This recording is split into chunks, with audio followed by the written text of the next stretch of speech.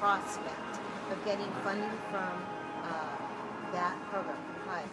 But the problem is that California, for the most part, they've been very resistant to the, that They don't want to work with the president. Yes, and so, it's kind of like cutting off your nose to spite your face.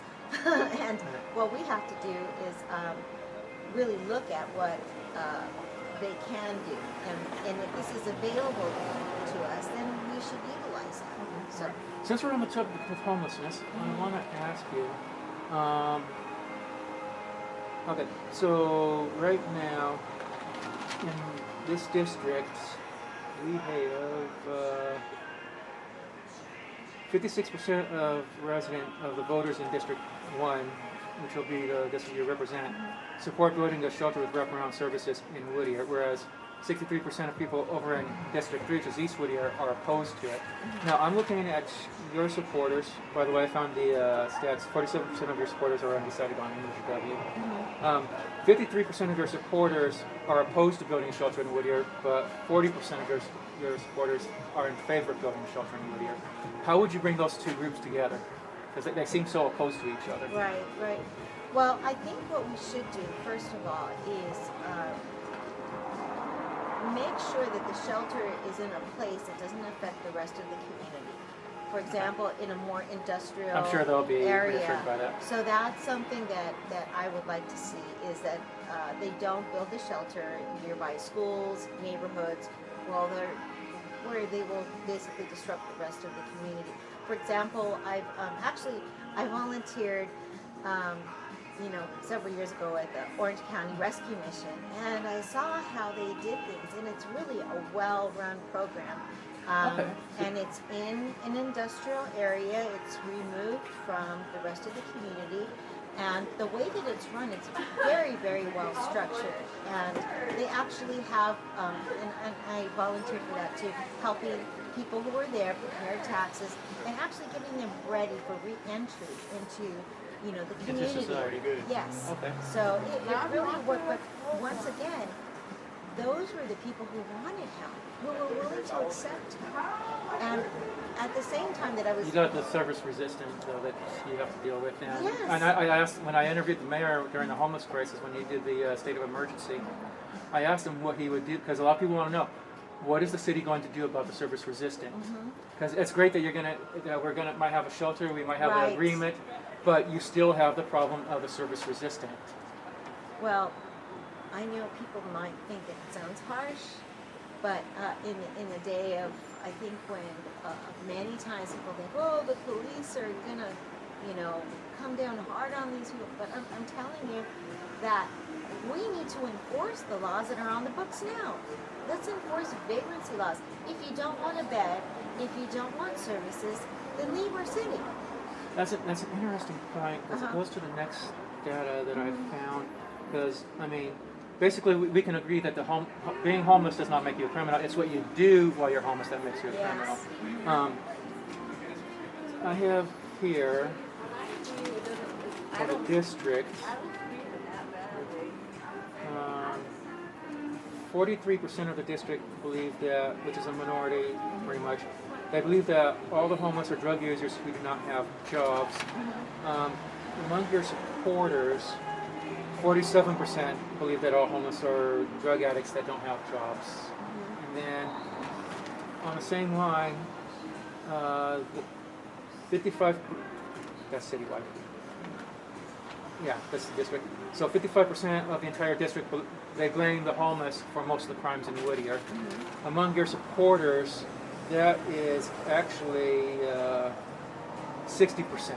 So your supporters are higher than average, and saying that most of the crime, if we dealt with the homeless problem, there would be no crime, pretty much almost no crime in Whittier. What are your thoughts on that? I would probably have to agree with the District 1 voters on that, primarily because I've been going out and talking to them. And so many of them, especially the ones who have to live right there along, well, they own homes, and they live right there along the Greenway Trail.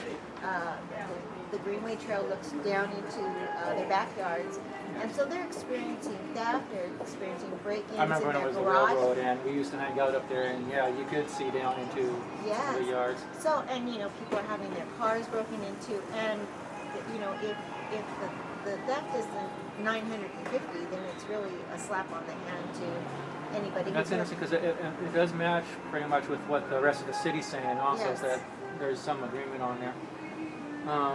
Some people have tried to, in the same area, we have 60% of the of District 1 voters saying that they're in favor of rent control because they think the rents are too high. Of your supporters, 47% oppose rent control, 40% support it. So there's almost an even split there.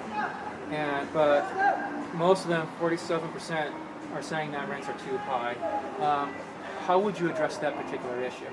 Well, I believe that if housing is a difficult issue because on one hand you have people who want to build, and then you have the state mandating that, you know, places are going to be built. So we have this thing of, okay, is it really a shortage of housing? Or is it that people need to move to where the housing is available at a lower price, rather than, you know, I want to live there and I want to pay exactly what I think I should pay, right? Now, if you look at New York City, rent control didn't work in New York City. Anywhere where they've instituted rent control, it has not worked. And in fact, the opposite has occurred, where rents have skyrocketed and they found reasons to evict people, you know, from their residences. So the next question I'm going to ask is going to segue into the next issue. Is going to be the issue of parking. But I want to ask about the, I believe they're called ADUs, accessory dwelling units, that have been mandated by the state of California. And basically part of that law is that the state's basically come in and abolish all requirements for additional parking for new dwelling units, whether it be an ADU, a new apartment complex, or even a new home. Right. What is your position on that? Well, I really don't. Because we already have a huge parking issue. Exactly. Yeah, you know what? And we're walking again. You know, canvassing, talking to people. I mean, I see the parking issues that they're having. And one of the things I don't care for is that the state is mandating things within our city, taking local control And they away haven't from even us. been here. They haven't been here. They don't know. They don't look at our streets to find out. And what I don't agree with is that they're basically telling people how they need to live. This is what you have to do with your property. I have an issue with that. Great, because that's another issue I'm going to ask you about later on. So with the parking, so we can finish up there. Oh, with parking. Actually, that's going to be in the end of this segment. Oh, I'm looking at no. here. Oh, so this is the end of part 1. Stand by for part 2 for our interview.